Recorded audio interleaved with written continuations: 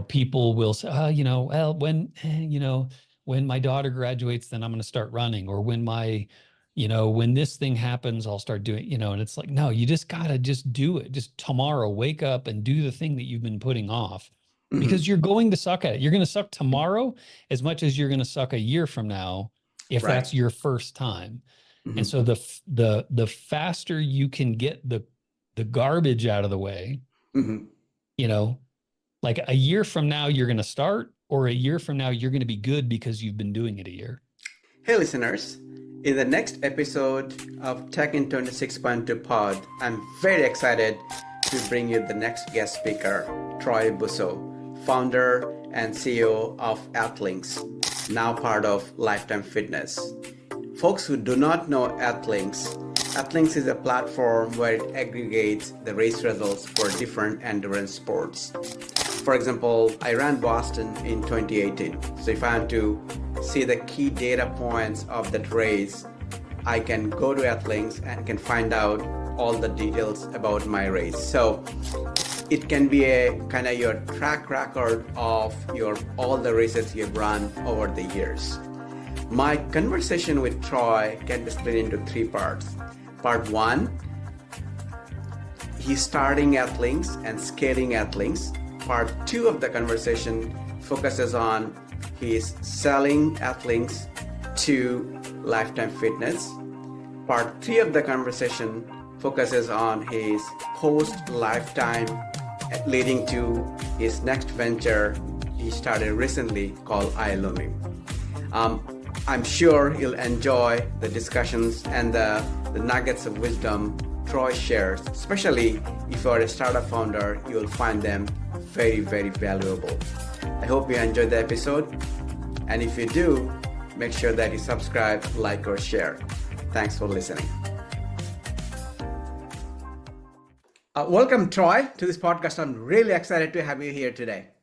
Likewise. Thanks for having me, Kamal. Great. So for our audience, Troy is the founder and CEO of Athlinks, formerly, which he sold to Lifetime, a very large company, and then transitioned off of Lifetime / Athlinks, now starting his next venture in his life. So I'm here to chat, learn about Athlinks, especially for our audience. To kick it off, Troy, what did I miss in the intro? Anything you want to add? I think we can probably unpack a few things over the course of the conversation, but yeah, I've been, just to clarify, I'm no longer with Athlinks, haven't been for, I guess, about 1.5 to 2 years now, sort of in the heart of the pandemic I left. And so, but yeah, started it, 15 or so years ago, sold it to Lifetime, built a great big team over there, moved to Colorado, lots of changes that we can talk about. And absolutely. I'm looking forward to. So let's go back to talk about Athlinks, because as I am a runner myself, and run a lot of races around all over the country and outside the country, and I do see that there is a data problem, in a sense that their data is so disintegrated with the race organizers, the timers. And when I first time came across Athlinks a couple of years ago, I was like, wow, someone already solved for it. It's such a fascinating idea. All your race results, you don't have to go to individual race results to check out how did I do on that race 5 years ago. You have all in one place. That was an amazing way to solve this problem. If you want to take us back, how did you conceptualize Athlinks? And then finding a product market fit that, hey, I'm into something some point. It was a massive pivot, actually. So when I started Athlinks, it was originally called Virtue Race.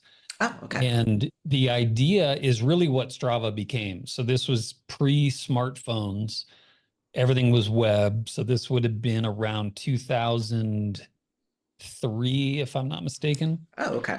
And basically, I grew up in Phoenix, and I would do things like hike Squaw Peak, now Piestewa Peak, and Camelback Mountain. And I would do these like not difficult, but like hard enough for speed type hikes. Okay. And And I just kind of always wondered like how my time would stack up with other people who were also doing it competitively. And so I was watching Mark Burnett, who created Survivor. His original show was Eco Challenge. So he would take Oh, these okay. adventure races once a year and it'd be a week-long thing. And I was just hooked, fascinated. I'd never run a race before. I think I had Oh, actually okay. done like a turkey trot. I was not an Okay. endurance athlete, grew up football, baseball, wrestling, not running, etc. So I created this virtue race thing where you could basically put in public courses and then individuals could post their times manually to it. And Oh, okay. it was kind of a product market fit of one. It was a problem that I wanted to solve for myself. I see. Turned out not many other people wanted to solve it in the way that I was solutioning Okay. around it. Yeah. So I would literally, for a month, I launched a rudimentary version of the product. Every single morning I would climb Camelback Mountain, where it's a well-trafficked, it's right in the middle of Scottsdale, Paradise Valley area. So Hmm. probably 1,000 people a day go hike that, at least. And so I would hand out these little activation cards. I'd have these brief little conversations. Hey, how'd you do? I could tell if somebody really cared about what their time was or not. Oh, okay. And so the people that were interested, I would hand them this activation card, post your time at Virtue Race, et cetera. And in 30 days, I think 2 people did it. It was like, and I had handed out probably 300 or 400 cards. And so it was just a horrible, like I Okay. was just so confused, like, man, how did I miss this so badly? And so one day I'm on my way home and I was talking to a buddy of mine who we had done some other businesses together. Um, and we were, I was just sort of venting and like, I can't figure this out. And on my way home, I was driving past Tempe Town Lake, which is where all the triathlons in Phoenix happen, Ironman Arizona and all these other ones. So I was kind of fascinated by triathlon. So I stopped and went down and started talking to a bunch of athletes. And the interesting thing is that was an ITU race. So it was an international race. Oh, okay. And the first group of people that I was talking to were these ITU athletes who were not from Phoenix. And so I was started asking them, like, where do you get your results? How do you keep your results? And they all had kind of the same story, which was like, I don't even know the name of this race really. I don't know what the website is, Oh, wow. Okay. like they just kind of, they're just following the tour of the year and they showed up there and they pointed over at a trailer where the results were taped to the side of the trailer. Interesting. Okay. And they go, that's where we get our results. And so I was like, okay, well, that's interesting. And I went home that day. So that would have been like a Saturday morning. And Mhm. by Monday, well, probably by Friday, I had basically flipped the whole model upside down. So no longer was it individual results. I built like a bulk loader I essentially see. for it. And then I already had the rankings and things like that. So then the following weekend, I went to a little 5K. I Hmm. handed out those same exact activation cards at the finish line and just said, hey, your results will be available at Virtue Race. And Hmm. by the time I got home, and I didn't realize that was like wrong to do, Uh-huh. like I'm kind of ask forgiveness rather than permission. So I didn't talk to Yeah. the race director or anything. I just did it. And by the time I got home, I think like 50 people had signed up to Oh, get the wow. results. So I knew, okay, that was a good pivot. So and then over the course of the next couple months, I would just go every single weekend or Thursday night to the splash and dashes or whatever it was. I would just go hand out these activation cards, talk to race directors, talk to athletes, get as much information as possible and start to understand like and I was kind of like you, like I figured somebody had already solved this problem. Right. At the time, there was a big timing company out of Europe called Championship, which Hmm. is kind of the birth of Chronotrack, then came out of that company. Yeah. But nobody had solved the problem. I mean, everything was completely disconnected, disparate. Nobody was Right. tying all this information together. And it proved also to be a very good decision on my part to not ask permission, as it turned out, because it just never would have gotten off the ground. So what I did instead was I would post the results and then grab the email of the race director off the website and then shoot them an email and just say, hey, I pulled your results. They're available here. If you want me to take them down, respond to this email. And over the years, I would say like a half dozen times people like timers would get super upset or race directors would get super upset. I mean, I got cussed out a bunch of times Okay. and then within, a couple minutes of explaining, look, this is what I'm trying to do. I'm Hmm. not in the timing business. I'm not a race director. I'm not trying to steal your business. I'm just Yeah. trying to solve a problem for the athletes. Every single one of them I won over with one exception, which was the Portland Marathon. And so he and I, Les, who he has a colorful past, but he and I would sort of play a cat and mouse game over the years. And so ultimately we won him over and we've got all the Portland Marathon results in the system too. Oh, I see. Now you're talking about early 2000s. Was Mm-hmm. that time the race results are published where we can pull from, or it was more, was it a lot Yeah, of they were still part? online. Was it? Yeah, Okay. they were online, and frankly, they were easier to get then because everything was just straight HTML. So I see. if you're at all a developer, the JavaScript model that is sort of swept over the Web 2.0, Hmm. like the results became harder and harder and harder to pull. Um, but yeah, I mean, it was really, really simple. I see. Cool Running was a company that Active had acquired, and they had like a text version of what we ultimately built. Hmm. So like nothing was linked. You couldn't claim results, but it was just a lot of text results. So that Hmm. actually made things quite easy. Um, and so now Athlinks, I think 2 weeks ago, just passed 400 million race results. I So saw it in the news. It yeah, was a big news. I think Running USA yeah, also covered that article. I saw it. yeah. It's pretty amazing accomplishment for sure. Yeah. Yeah, I mean, if you had asked me then, like, what's your, there's no way I thought we'd get to like near a half a billion, but that's, it'll Yes. get there. It is. Man, it's, and especially after pandemic, things are Yeah, catching up so fast. I'm sure it's just a matter of time when you get to half a billion for sure. yeah, Um, Now you got 50 people sign up from the 5K. It's great. One thing that I'm always curious when you say, okay, I'm into something, from there to someone take out their wallet to pay you for your product or service. I was thinking about what was the journey to get your first paying customer or having some revenue generated through your product market fit that you identified. yeah. We were advertising driven the whole time, so we never Okay. did a subscription, which I do regret. I wish that I would have just kind of started from day one. Hmm. Even $10 a year or something like that. Hmm.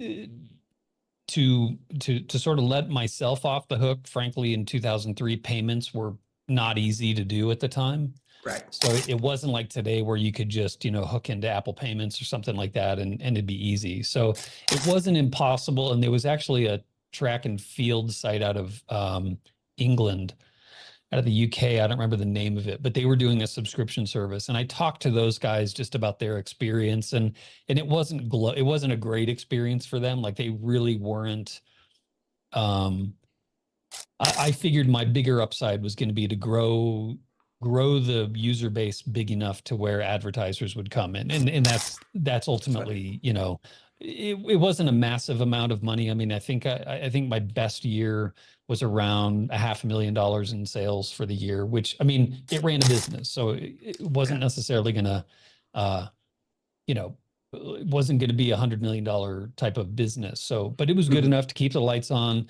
I had a team of data people that were pulling the results in. I had great customer service people, Hmm. and a couple of developers who were pushing the features forward. So, Oh, that's excellent. and that was pretty quick. I mean, it was a it was a matter of kind of one of the benefits of Athlinks being in such a niche industry. You have people who are willing to come in and kind of, hey, I like what you're doing. Hmm. Let me be sort of a pioneer customer. I'll Right. support you on your way up.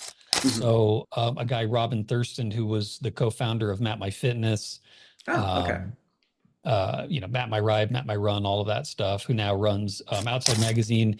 He was really generous to come in and help on we did sort of an exclusive data sharing agreement. So Okay. that was one way we had revenue coming in. A6 was an early partner. Um, Amino Vital. There was a bunch of just really good brands who were coming in and probably overpaying a little bit just to be sort of part of the first round. Right. And so never really had to raise money. That's great. It was pretty self-sufficient from day one. And yeah, that was kind of the revenue journey. It was never easy.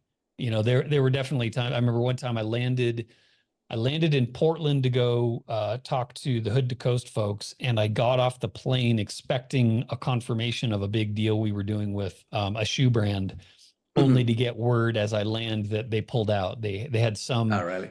shakeup in their marketing department, and they were cutting all of their revenue or advertising for that quarter.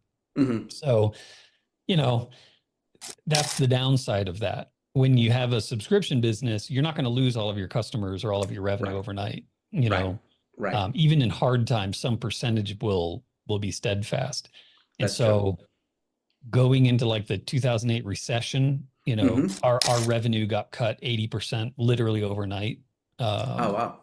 I mean, it was stark within the 30-day window of the advertising revenue coming in. Our revenue was cut 80%. It was brutal. So it was really tough to kind of come back from that and, you know, make it back out of that darkness. Because everyone is going in defense mode at that time. So even the folks who are advertising on your platform, like in endurance industry, they're also pulling back at that time, it looks like. That's right. Yeah. Yeah. Oh, wow. And the interesting thing about that was, so 2008, we did a story with the Wall Street Journal. 2008 was the only year on record where race participation and quality, as measured by speed improvements, both increased. And so meaning more people were racing and they were racing faster. And the thesis that we had, and I experienced it in my own family, where a lot of people were being laid off, they were, rather than crying in their cereal, basically, they were going out there and actually improving their lives. I think 2008 showed a lot of people like, you know, I've given X amount of years to this business. They treated me like crap. I let my health go. You know, I let my family go. I let all these things go. Yeah. And what did I get for it? And so what we found, and we talked to a lot of our members about anecdotally, how did you feel about this? We heard the same story over and over, was that 2008 really made me wake up to what was important. So that's kind of how we made it through, was as the economy tanked, but racing exploded. You know, it's when rock and roll marathons really had their moment. Ironman sort of took the next jump up. So luckily, within 3 or 4 months, the industry sort of, you know, tottered to the economy's teeter. I see. And what level of runners were on the platform around that time? Because I know it was probably a couple of years into, right, when you hit the recession in 2008. Yeah, we probably had 100,000 members at the time. And, you know, the cool thing with Athlinks was we always ran the gamut. It wasn't just like hardcore runners and triathletes. We got everybody. And nice. The cool part about running is there are so many people who will never run even a sub 40 5K that will race 50, 60, 70 times a year. You know, like they just love it. They love being out there, and whether they're wearing costumes or they're just with their friends or whatever, pushing strollers, whatever it is, they love racing. They don't do it to be faster. They don't do it to, you know, to stand on the podium. They just do it because they love the day. They love the events. And so we always benefited from an incredibly diverse group of users, members, customers, whatever you want to call them. So it was great. You know, there's a certain mindset, excuse me, there's a certain mindset of customer. You know, you didn't get much from like a really elite runner in terms of like product feedback. You know, they just, they don't have time. They're out there trying to be great at that thing. But it was everybody in between who would just, man, they were so generous with their time, whether we were at races talking to people or they were answering surveys and emails and things like that. So I learned so much building that company. Oh, great. Yeah, I definitely would be curious to get some insight on those learnings for sure. But one aspect of your career progression, I want to say, that you are not an athlete when you started Athlinks, though you started to Not an support endurance athlete. endurance athletes. But you have been in sports yourself, as you Yeah. said in school. But during this transition, you got into Yeah. running or endurance sports.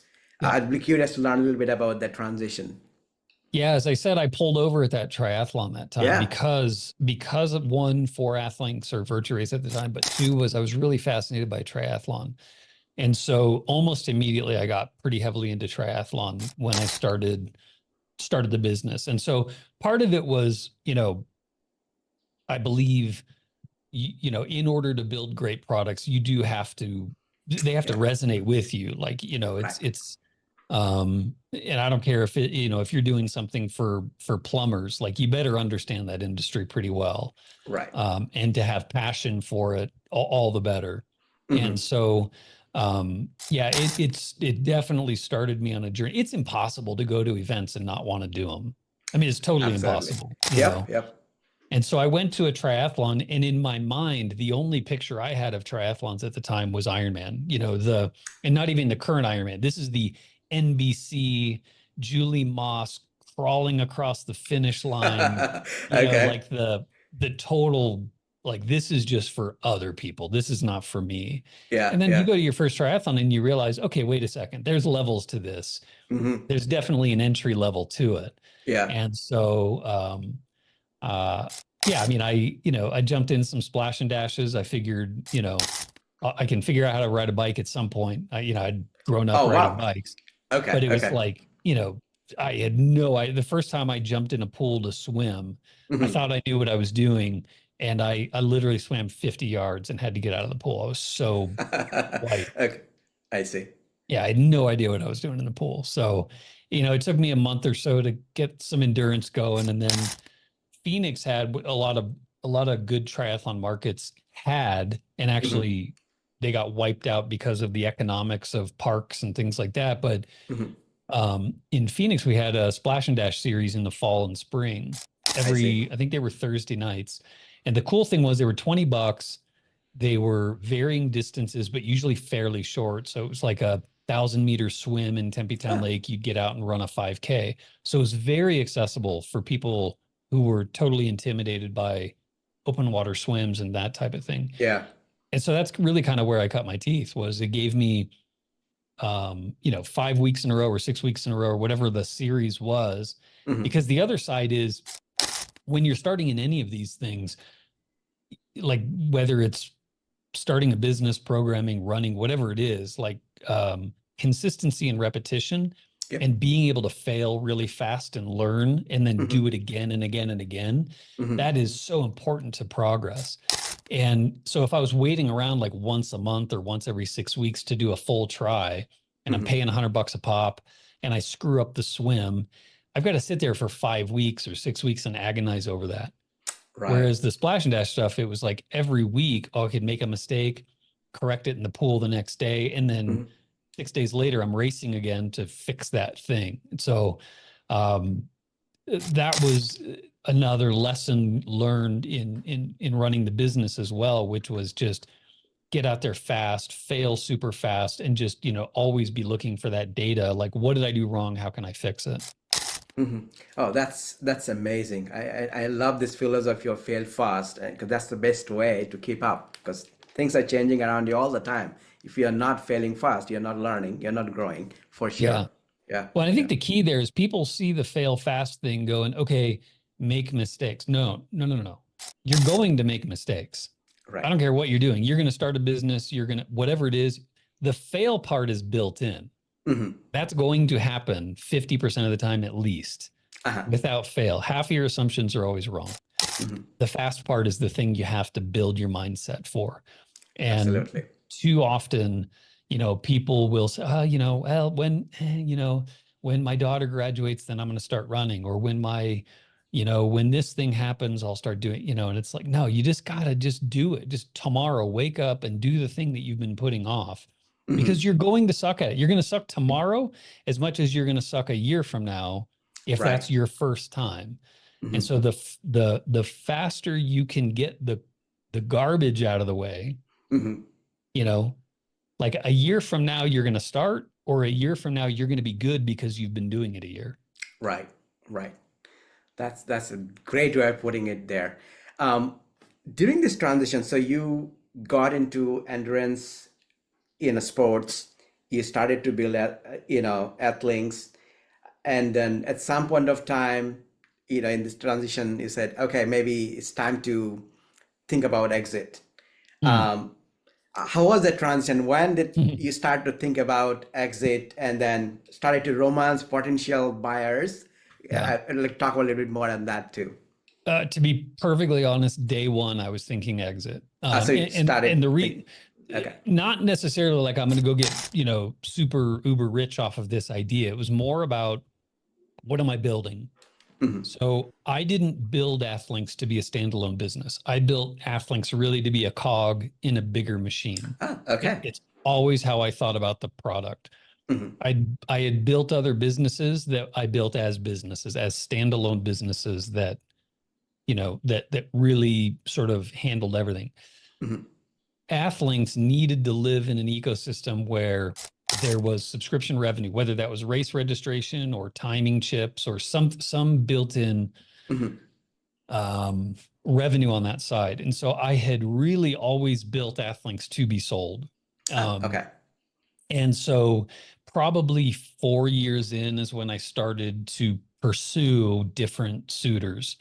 Okay. And so one of the good decisions that I made early on, which was at the behest of that same friend I was talking to earlier, Uh-huh. was go to conferences. So get involved in the industry, be a leader in the industry, be a voice in the industry, Mm-hmm. that type of thing. And so immediately we signed up. We started going to Running USA. We built a data partnership with them so that we were the official data providers of Running USA. We Okay. did the same thing with USAT, USA Triathlon. And so any opportunity we had to go to conferences, we went to conferences. We would be present at those conferences, and because like people don't just come knocking on your door. Typically, you have to Right. build these relationships. And Mm-hmm. the other side is, selling a business, going with that business, being a leader in that other business. That's a huge decision to make, Right. and so at the time, we were talking to everybody. We were talking to Active and Competitor Group, which ran all the rock and roll races. We were talking to Lifetime, obviously. There were some international people that we were talking to. And so it was really kind of I was never in a big rush to exit, so that was good. Right. It was putting dinner on my table as well as, 15 other people or so around the world in different capacities and stuff. So it was a good business. Mm-hmm. And so it did allow me to meet the right people, have and grow these relationships organically, and do business with those people also. So like I had done business with Active, I had done business with Competitor, and so I kind of knew the players and what life would be like post acquisition. I had I see. friends, Virtual Race Bags had sold to Active, and Race It had sold to Competitor. And so I knew the players and the people that I could talk to about, well, what's life like inside those other businesses. Mm-hmm. And so I met a guy, actually, I shared a cab home from Running USA to the airport with a guy named Paulie Toy, who was the founder of Bazoo, which is what ChronoTrack Live became. And so Paul had just sold to Lifetime, along with his partners. And so he was asking me kind of similar to your questions about, okay, how does Athlinks work? What's the revenue model, this and that? And he's like, wow, okay, wait a second. That seems to sort of track with some of the things that we're trying to do. Mm-hmm. And so he and I, over the course of the next year, started working together and plotting some different ways that we could change the industry and that type of thing. And that's kind of how how the groundwork was laid for an acquisition. Oh, wow. That's And frankly, amazing. Lifetime was like fifth on my list. I didn't really understand why Lifetime was in the business. I didn't really get it. And so Yeah, yeah. it was always like yeah, okay, well, yeah, maybe. Um, So do you had some other four folks on top of the list? Looks I like. mean, Yeah. it's easy to get, active and competitor were sort of the obvious ones because they were Mhm, so involved in the industry. They were so central to the industry. mhm. And actually going back to like Matt My Fitness, Robin and Kevin, they had sold to Under Armour. And so Yes, that was yeah. an interesting pivot. And Runkeeper had sold to Adidas. And so there were some interesting pivots going on. Like, okay, well, wait a second, maybe I can think about things a little bit differently, I see. And so in Lifetime and, meeting this guy, Dave Remick and a buddy of mine, there's a whole side quest here where Lifetime had acquired a company called Red Rock Triathlon out of Phoenix. Oh, And okay. the two co-founders of that, Kimo Seymour and Mike Melly, they were friends of mine from Phoenix and sort of the racing industry. And so I had a sort of a front row seat into how Lifetime was building that side of the business. So, Okay. and again, these are things that you just, if you're going to be a halfway decent entrepreneur, networking has got to be a priority for you. And it's not really my nature to do so, but Mhm. just getting out of my comfort zone and, sitting on panels and doing those things, like it opens up massive opportunities for you. Oh, that's great. That's great. And so you found that, okay, Lifetime is the right fit to have an exit strategy. And I think you sold around early 2010s to Yeah, Lifetime. it was New Year's Eve 2012 is when the deal closed. Oh, wow. What a great 2012, time to close the deal. Yeah. yeah, 2012 or 2013. Um, I think it must have been 20. Yeah, the funny thing was we were both sides were sort of dragging our feet. Hmm. Obama had announced that they were going to raise capital gains by 5%. So they were going to go from like Okay. 15 to 20%. Uh-huh. And so I just said, hey, look, if we can't get this deal to get done by by December 31st, the price goes up 5%. And so we were able to So you have we a were able to get clock the deal ticking. done. Yeah. Yeah. Oh, So it great. worked in my favor. Great. So what would be a couple of learnings you would say that, okay, I started to build Athlinks. In the same process, I started to walk the talk, becoming an endurance athlete. And you build that, these partnerships with these big companies in endurance industry to where you sold it to, Lifetime, a big entity. What would be keep of the learnings that you gain in this process that you want to share? Are you wondering more pre-acquisition or for post-acquisition I think as much? I will deep dive more into the post acquisition because I Yeah. think it's a different life, I would think, or a different set of Yeah. the game you have to play being in Yeah. the industry versus post because you had the full control of how you want to shape Yeah. Athlinks. Yeah, I mean, I think, on the product side, I had a really strong core set of values, and there were three main things, and they were pretty much from day one. One was make the experience really magical for the end user. So Mhm, I would always say, like, we aggregate all of your race results, and you can um, uh, they're sort of automatically attached to your account. So I wanted to make sure that we solved a huge friction point, which is tracking down your results. But then we mhm. also solved a massive friction point, which is they're just there for you. You search your name and it's like, boom, there's every race I've ever done. Yeah, So yeah. that was like number one is really make the experience magical. And I think we nailed that in spades. Like that was always a really good experience with Athlinks.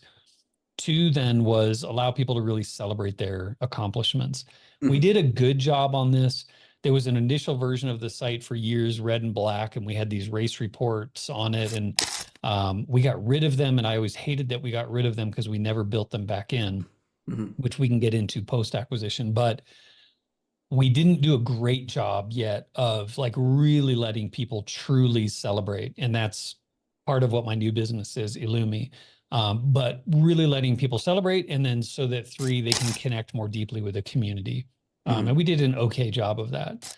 And so I think that's part of this is like, and kind of like what I was talking about, where I built it to be part of a bigger engine is Right. understanding like what product you're building, what business you're building, where you fit in your industry, what your Mm-hmm. goals are there. You have to be proactive about those things. Not to say that you have to solve every problem from day one. You have to be open to Mm-hmm. pivoting, Mm-hmm. obviously. Mm-hmm. Um, but you have to sort of approach things very intentionally, or it's very easy to get lost in the mix of things. So where are Yeah. you Yeah. positioned in the market, those types of things. So that's probably the biggest thing that I learned. And then two is, that again, like half of your assumptions are always going to be wrong. So you have to be Yeah. open to, um, you know, don't be pig-headed about things. There are times like, sort of overall be pig-headed, be very, very stubborn about your vision, about what it is that you want to accomplish essentially. I wanted to build at some point it sort of occurred to me, I wanted to build this great brand in the endurance industry. Mm-hmm. But what that existed as, if we had Right. turned into a timing company, if we had turned into a registration company, great, Yeah. fine. We found our niche and luckily it was a successful niche, Yeah. but it didn't matter. So like the pivots, I don't remember what the exact, there's a great saying where it's like be stubborn on your vision, but flexible on your, I don't remember And exactly what it is, but that's, execution. Yeah. yeah, yeah. Great. One thing I'm though curious, when you build something with exit in mind, because I've been part of, and I'm in tech and part of industries or companies, when you're thinking about, when the founders or the leadership start to think about, hey, I want to exit, there are things goes on, which is more, hey, you have to streamline our processes, operations, you have to have more fiscally responsible for how you operate the business. Was it different for you since you had the exit in mind? Did you Mm. build the company in that direction, that those learnings, so that like, no, it came natural to me as I build it? Um, yeah, pretty much. I mean, I had I had the benefit of being a very disorganized person in general. Okay. My focus, like my product briefs, my software, very organized. Okay. Like you could see, my wife came in this morning and looked at my desk and she was disgusted because I had like this like four stacks of different papers and things like that. Yeah. So I know my biggest weakness as an entrepreneur is like the organizational side. Hmm. I'm really good on the vision stuff. I'm good on the product stuff. I'm good on all those things. And so part of that is I believe very much in hiring for your weaknesses. Like don't try to solve your weaknesses. You'll fail, you know. Hmm. Um, if they're weak parts of your strengths, yes, get better at the thing you do well, of Hmm. course, but something like that. And so um, I had a really good team around me who was Okay. always keeping those things in line so that, like our due diligence process with Lifetime, they have a team of attorneys. It was a $2 billion company at the time. They Hmm. sent us this very well organized dossier of like, here, here's the 487,000 documents that we need from you. Yeah. And it was a pretty easy process for us to kind of put those things together and, Oh, and keep nice. them in line. Yeah. So, and that, that's true of your product. That's true of your business. Like you've got to budget some certain amount of time to work on the business, to keep your software refactored, make sure that it doesn't get too long in the tooth, make sure that your business is organized. You have org charts, you have some of these things, even when you're starting up, it's, it just kind of becomes one of those decisions of like, forego a movie once a month and spend those 2 hours just organizing things and keeping things together, Hmm. and if you can't do that, get somebody who can, Right. whether it's your spouse or something else, or someone in support, like give, elevate somebody, give them some responsibility in the organization to keep them, Oh, because wow. yeah, that's the, going through an acquisition is like 10 times worse than an audit. Like these people are going to crawl so far up your business. Like you have to make sure that all of that stuff is really well organized, Yeah. Yeah. or it's just So, going to be a nightmare. right. If it's not organized to Yeah. start with. Yeah. Great. Thanks for sharing that learnings for sure. Yeah. Now, if you want to transition to your next phase of being part of a big company, you Yeah. sold it to, Life Fitness, and then now you transition to part of the bigger organization. How was that transition in? I think you stayed there for a couple of years, I believe, Yeah. till Several at least years. Yeah. pandemic. Okay. Yeah. So basically the short story is Lifetime had, at that time, I think their event portfolio was mainly Leadville. They maybe had some small races in and around Minnesota, but they owned Leadville, and they were starting to get on a buying spree of events. So um, they bought Miami Marathon, Chicago Triathlon, New York Triathlon. They bought I don't remember the name of the company, but they owned a bunch of half marathons. So that's how they acquired Chicago Half Marathon, and they acquired uh, Publix half marathon in Georgia, a bunch of other great races. And so they were looking to build or buy or license. So they were on active.com. They felt like they were just spending way too much money in fees. Oh, They didn't okay. have control over the experience. So they bought a company called Bazoo. Bazoo was really the first live results engine ever created. So they had created a scoring engine that had race results built in that was coming right off a timing controller to the internet. That was their innovation. Paul, the one of three co-founders of that business, realized very early on we're at the mercy of the timing companies. Chronotrack was the largest US timing company at the time. So they convinced Lifetime to go buy Chronotrack. Ah, And okay. so now you had the timing company, you had the registration and scoring engine. Simultaneous to this, my buddy Chemo had sold his business into Lifetime. And so he was heading up events for Lifetime. So I had good coverage within the business. And I ran into Chemo at a Starbucks one morning, and he said, what's funny is I was in like 3 different meetings the last couple of weeks, and the answer to these questions was always Athlinks does that. And I so it's see. like, how do we market to athletes? How do we re-engage athletes as they cross a finish line? Those types of things. And it was always like, well, Athlinks does this. And at the same time, I had met Paul. So Paul was sort of pushing in from the technology side, having the same epiphanies of like, you can take a registration fee, you can sell an athlete a tag. Those are very fixed costs. How do we get into the more variable revenue side of advertising? And so that's where Athlinks fit in with that triumvirate of those. I see. And so when we sold into Lifetime, we were one of 3 groups of founders. I was in Arizona. The Bazoo guys were in California, Michigan, and DC. I see. And the Chronotrack guys were all in Indiana. Okay.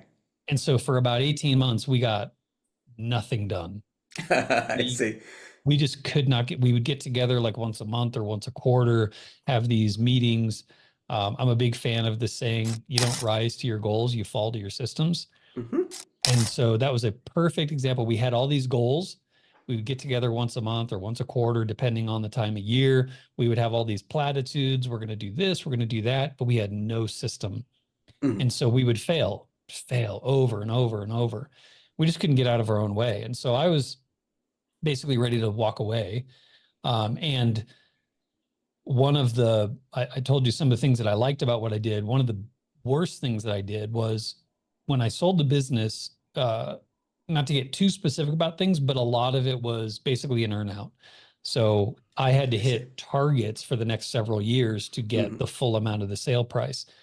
And so I was basically ready to walk away from all of that.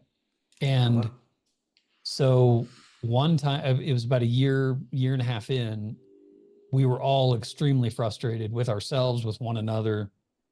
And we asked Brahm, who is the founder and CEO of Lifetime, hey, would you be open to us opening a central office somewhere? And we wanted Colorado. And so we all happened to be up at a meeting in Colorado. And Brahm said, do it. Now, Brahm's not the type of guy when he tells you do it. Like if you ask him for something and then he gives you permission, Mm. if he sees you a month later and you haven't done that thing, Okay. not a good look. I see. And so this was like on a Monday or Tuesday, and I'm in this meeting and I text my wife, ready to move to Colorado. Oh, And wow. she's like, and she was out to dinner with my mom at the time with my kids and was like almost in tears, like, how am I going to tell my mother-in-law that? So she didn't say anything yet. So long story short, the next weekend we fly up to Colorado and buy a house. It was just like, because I knew like there's no way I'm going to face Brahm, or if Brahm calls me going, what's going on with Colorado? I better have an answer. So I just bought a house, and I wasn't in a position to go like just buy extra houses, you know? Wow. So that's you moving from Phoenix, Yeah, Arizona to Colorado within a yeah, period of week. Oh, wow. yeah. That's pretty. And so it was just kind of one of those things where it was kind of like starting the business in the first place. It's like you can wait for everything in your life to be perfect. I Mhm. just knew we sucked. We were just awful as a Mhm. business. Like we just were not doing that. Our customers were getting very frustrated with us. It was just like, man, like what did any of us sign up for? This is Right. terrible. Right. We're making Lifetime look bad. We're making ourselves look bad. And so I just wanted to do a gesture of just basically like a grand gesture that would sort of get some energy into whatever it was we were doing. And so at that time, then I went back and I was talking to Chemo. Chemo kind of wanted to do a similar thing where he was spending his time going back and forth between Phoenix and Minneapolis because that's corporate is in Minneapolis. And one of the stipulations when I sold to Lifetime was I will never move to Minneapolis. Mhm. So that was off the table. Um, And so Chemo and I started kind of scheming to say, well, what if we did? Because out of that meeting, my intent was like we were going to open a very small, like a 5-person office to just Yeah. be organized. Yeah. What it turned into, we moved the entire Lifetime events division, events Uh-huh. marketing, Oh. event technology. At one time, we had about 120 people in that office out there. Lifetime built this beautiful office in Louisville, Colorado, Mhm. amazing facility. Mhm. And that's when that's, sort of mission accomplished in terms of like getting that energy. It took us about a year Nice. to get out of our own way, Mhm. but it definitely was the catalyst for sort of what became next or what came next. And were you able to convince other founders also to move along with you, or No, you were just and still? what the thing that always made me sort of chuckle, I was ready to move from Phoenix, frankly. I mean, this was something my wife and I had been to a couple weddings in Okay. Colorado. We were, my family moved there in 1976. So I'd been there for a long time. I Mhm. love Phoenix, but I was ready for a change. Mhm. Nobody wanted to move to Phoenix. So we were looking at all these different places to move the business, and Uh-huh. Phoenix was a no-brainer because Brahm loves Phoenix. Chemo was there. I was there. A handful of us were there. Nobody wanted to move to Phoenix. I'm not moving to Phoenix. Fine. So we were looking at Salt Lake, Austin, and the Boulder area. Mhm. We ended up settling on Colorado, and then I'm the only one that moved. So none of Okay. the other founders Yeah. moved. All the Bazoo guys left the business. And then the Chronotrack guys, and look, the Chronotrack guys didn't need, we went back and forth with that. They had a great setup in Evansville, Indiana. They were all together. Mhm. Like it was a good, it was right for them not to move. We were a little pig-headed initially about everybody's got to move. It's got to be under one roof. We were right about some of that, wrong about some of that. I see. I see. No, that's really a bold move, but I don't know what about Colorado, Troy. But I think you are the third person I'm talking on my podcast Mm. who are endurance sports leaders or founders and CEOs. They are in Colorado, so there's something It's about interesting. Colorado. I talked to Dark. I think you may know him. Oh yeah, yeah, Dirk Thanks. Friel. Yeah. Yeah. Colorado. I think I'm talking to looking to talk to the Stride, the founders as well, Mm. James and Gus. So there's something about Colorado and endurance sports, especially the endurance tech industry leadership Yeah. cluster there. Yeah. Well, the first time I ever went to Colorado was we were talking to Training Peak, so Dirk Oh, and you are. Gear, Ah, about okay. acquiring Athlinks. And that was the one they were certainly the smallest company we were talking to, and Gear and I have done a bunch of other business together and since, and we both, it was just like, why didn't we just do it? Like that would have been a pure quality of life home run. I Yeah. love those guys. It would have been a great business. We would have been outside the racing industry. We would have been much more on the athlete side of things. Mm-hmm. And I think it would have been a huge success. I think that would have been like Lifetime was sort of in a category with active and competitor. It would have been Right. varying degrees of success, but it was all the same type of product play. Training Peaks would have been a different animal altogether. And it's just kind of one of those things where they made an offer. We didn't really know enough about each other to like have a good counter offer discussion. I see. And we both just kind of like, we were both, the other side of this is like, when you're starting a business, when you're talking to people about partnerships and those types of things, partnerships require so much energy. Mm-hmm. Both sides are busy building their businesses. Right. And so like, I'm not a huge partnership guy in general, just because I've had 150 partnership conversations and I've had 2 good partnerships because they're just hard to coordinate. Right. So anyway, so that's, it's interesting. Yeah. I don't know what it is about Colorado. For me, it was, I wanted to stay on the sort of the west side of the country. Mm-hmm. Air is clear. People are friendly. It's just, it was a lifestyle that I witnessed up here that I was not witnessing in Phoenix. Phoenix became a very different place than I grew up in. I see. So, I see. Yeah. Well, that's good to know. But you moved into Colorado, the hub of endurance tech leadership, or the hub where a lot of innovation came in endurance tech, especially. But now after this year, you could convince Behram that you'll open up a office in Colorado, and you did. Now, could you get things done more faster the way you're anticipating? Yeah. So we basically, we had the facility, we had the mandate from Lifetime, get this shit done. Pardon the language. And so we did exactly that. Like we put a tremendous amount of energy, too much energy, in fact. We hired way too many people too quickly.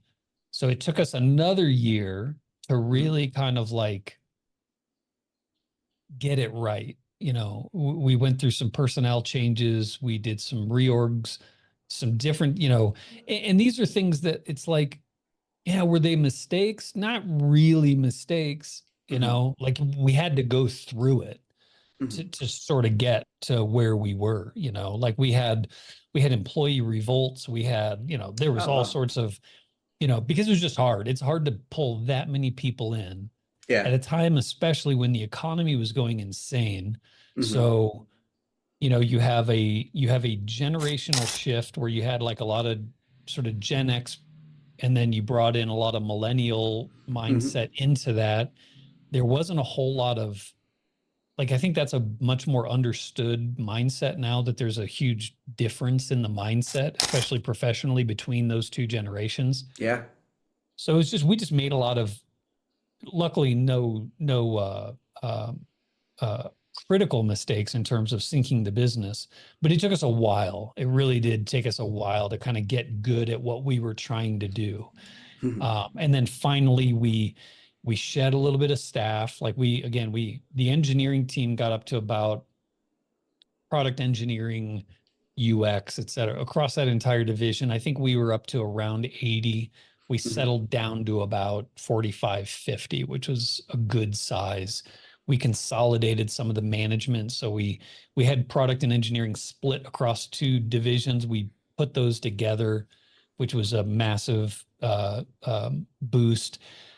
We elevated an executive assistant named Shauna Organischek. We put her in charge of delivery. So she became sort of like the quintessential project manager across all of our software and hardware. And she was just a phenomenal voice and energy around that. So we just, it was just kind of like, and luckily Lifetime had the patience to allow us to make some of these mistakes. And being in the same place, being under one roof, being under a certain amount of, I think, internal scrutiny. We were pretty hard on ourselves. Mm-hmm. Being able to just kind of like dig in and make those decisions, make those changes, really taught me a lot about, becoming a better leader. I was super immature when I started that journey. You sort of bring an entrepreneur mindset into Yeah. a big group like that. Mm-hmm. Sometimes it works, usually it does not work. Like you have to shift, I kind of walked around there like, as an entrepreneur, you take all the risk Right. typically. And I think probably you could best describe it as an arrogance around that, where when you're in a big organization where you have bosses now, I was Yeah. probably a terrible employee for that year where I was just a little bit, like, wow, like my vision and all this garbage. It took me a while to sort of mature out of that stuff and become a better leader and a better, um, probably more important than being a better leader was being a better employee, like being Mm-hmm. manageable. And I don't know that I ever achieved that. I'm sure some of the people above me within the division and Lifetime in general would probably say, look, dude, you never became a good employee, but Yeah. I did my best. I'm not great with authority. I definitely do like being, It, at an entrepreneur level. it is a tough transition, especially if you build a company and Mhm. sold it and now have to work with the guardrails. Yeah. It is challenging. The transition can be, as you're saying, nicely that it can be tough sometimes. It can be, Yeah. what the F, you just leave it, sort of situation as well. Yeah. But yeah, it can be on both sides. But yeah, I'm glad that. And at some point of time, you spent almost 8 years, right, Yeah. at Lifetime, and then you decided, okay, it's time for me to part ways. Yeah. How the transition happened? So it was two main, well, really three main things. One was I was turning 50. So I was Oh, okay. 49 at the time, and so I went to the CFO of Lifetime and said, "Look, I'm I think this was probably early in the year. My birthday's in October, and so it was like, look, I'm turning 50 later this year. I'm kind of done with Athlinks. I'm not within the framework of what Lifetime wanted out of Athlinks. Mm. That was the point two, was that Lifetime wanted something different out of Athlinks than I was going to want. They weren't, Oh, I they see. were more interested in Athlinks supporting ChronoTrack rather than the other way around. I felt like there was a lot of room for the athlete journey to grow Hmm. into. I see. And so there was look, I don't want to keep fighting this. I'd rather just let's figure out a transition out of this. Okay, Hmm. so this would have been December, um, before the pandemic hit. That's Ah, how this okay. happened. So we had just split Athlinks back out of ChronoTrack. So Athlinks was actually now a standalone business within Lifetime. Oh, okay. And so I took like half the engineers and we went and started doing Athlinks on its own. We were working on a product called Partner Sync that was going to basically be like a Zapier in the middle of the endurance industry. So we had built an API layer Hmm. that everybody in the industry could pump results directly into Athlinks so Oh, that nice. yeah, so it was amazing process and journey to go through that. Hmm. Um, And so the plan was for me to leave in October. Well, then the pandemic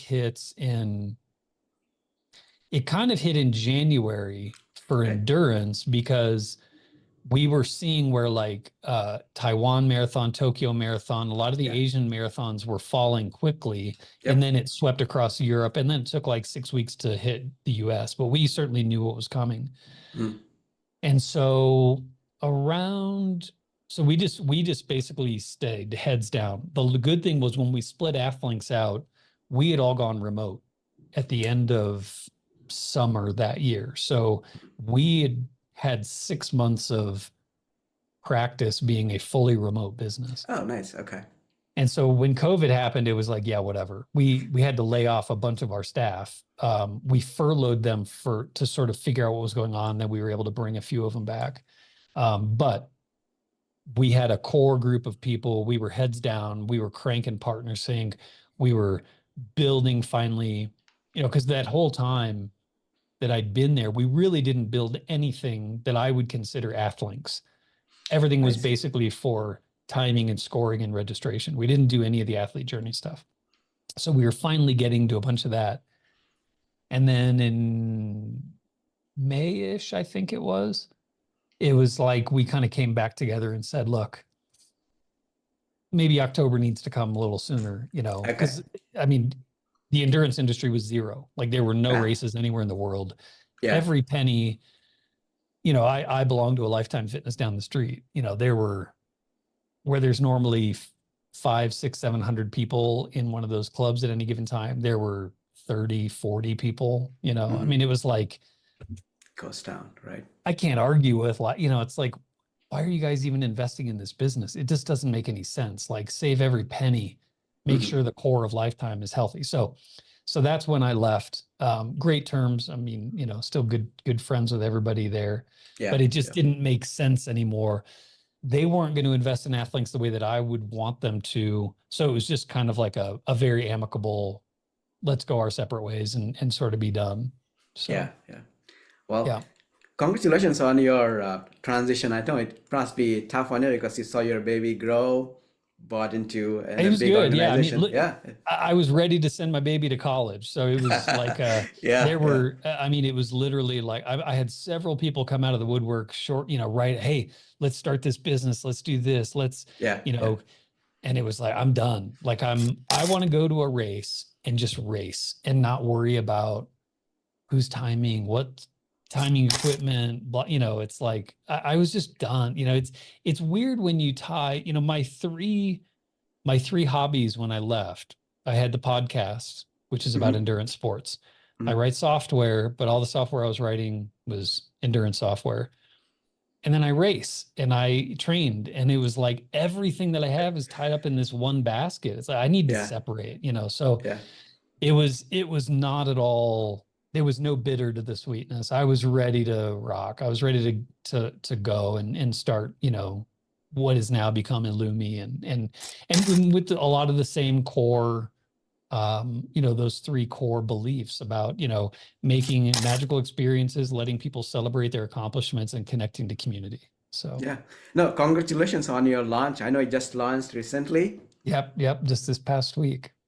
Congratulations. And I looked into it. I felt like it is a platform to write your own obituary. It's my interpretation. I'm sure you have a different view because I'm having obituary in the sense that how I want to shape what I'll be told when I'm gone.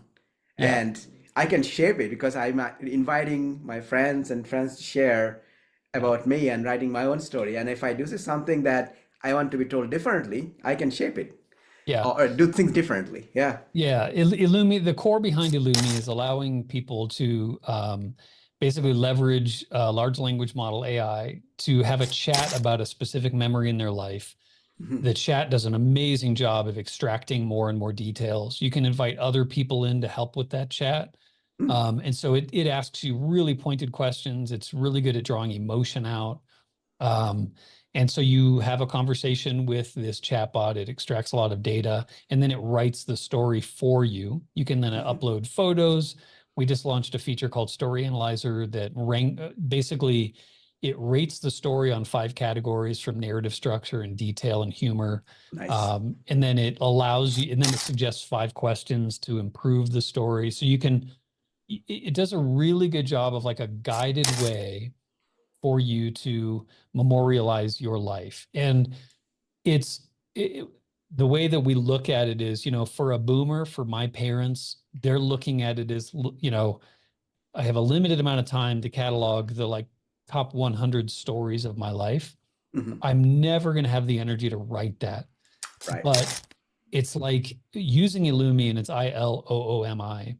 It's like being at a cocktail party and just telling a friend a story. That's what's so cool about it. And so it's just literally like you're sitting there having a conversation. It's extract, what happened with this? Well, where'd you meet this person? And it's really amazing how it extracts the right questions. And then you generate these stories and it ties all these stories together. So if you mention you're married in one story, it knows to, like Ah, it nice. remembers that across all your different stories and things like that. So it does a really good job of kind of pulling all of these things together. Like a short anecdote. I know we're kind of pressed for time here, but my family, we did a paddleboarding excursion last summer, and it was like a nothing little thing. But like we got rained out at one lake, we had lunch under a tree, we ended up going to another lake and then paddleboarding there. There was a mariachi band and all this other stuff. And so like this wasn't something that I was going to sit there and spend 2 or 3 hours of my life writing this story. Yeah, And yeah. so I thought, well, what would iLoomi do with this? So I just, in literally a 3-minute chat about all the, what did you do next? And, blah, blah. And it generates this great, like, 5, 6, 700 word story that now just, it's done. It lives in my biography now. I uploaded a handful of photos that I had taken with my kids and my wife. And so shared it with them. They added a couple more details. And now that's this keepsake we have for a family. And then we can build on it as a family and stuff. So it's on one end of your life. Yes, you could look at it as like how to write this really amazing obituary at the Yeah, beginning of your life when your kids are first born and you're yeah, not just snapping pictures, you're telling the stories about yeah. like what were those first steps like, and it just does a really good job of extracting those things. So again, those core tenets of why I started Athlinks, magical experiences, celebrating accomplishments, connecting to community. It's basically what's driving the next phase, which is iLoomi. So yesterday I sat down and wrote my race report from Chicago Triathlon from several years ago. So there's definitely crossover there. Oh wow. But when did you get that idea of iLoomi concept? I know you are sharing the same Yeah. fundamentals. Yeah, it's a little bit of so both of my grandmothers died of Alzheimer's disease. So Oh, they sorry both, to hear. were very mentally broken vessels by the time they passed, which was absolutely heartbreaking. If you've ever dealt with somebody, it's one thing to sort of, be bedridden or those types of things. You can at least sit there and hold someone's hand and talk to them and look in their eyes. When that leaves, it's the worst. Mhm. And so last year, I was I don't want to be too specific, but I was at a family function, and the next generation, so my parents' generation, um, I started to see some of those same symptoms, let's say. Oh.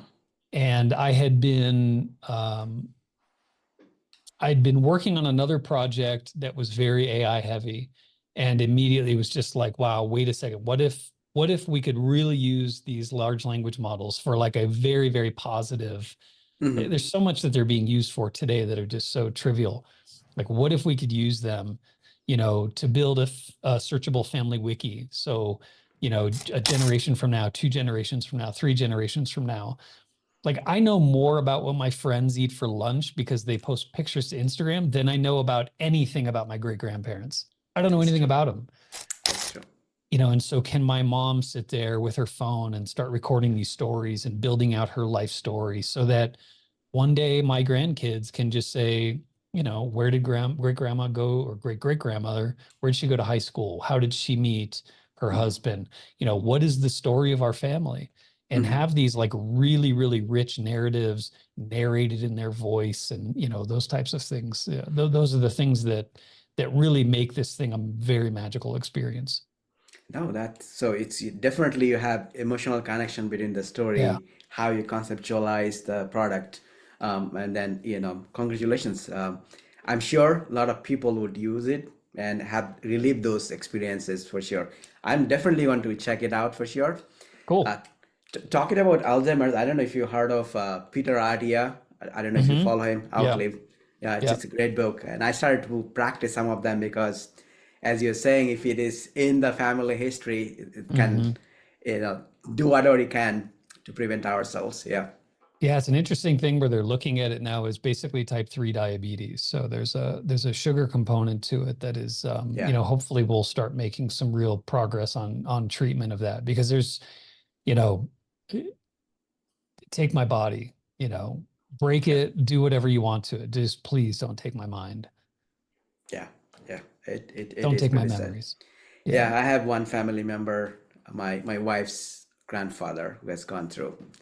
By the time, she was little when he passed away, but he can't even Yeah. remember it was who that kid Yeah. was in the home. Yeah. Yeah.